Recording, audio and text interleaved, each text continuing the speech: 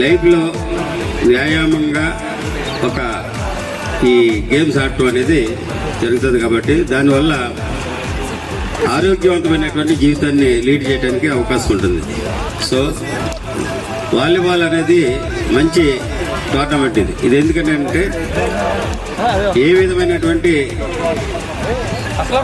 Severe injuries ఏం జరగకుండా మంచి ఆరోగ్యవంతంగా మంచి ఎక్సర్సైజ్ అని దీన్ని వాలీబాల్ ఆడటం అనేది ఒక మంచి ఎక్సర్సైజ్ అని తెలుస్తుంది.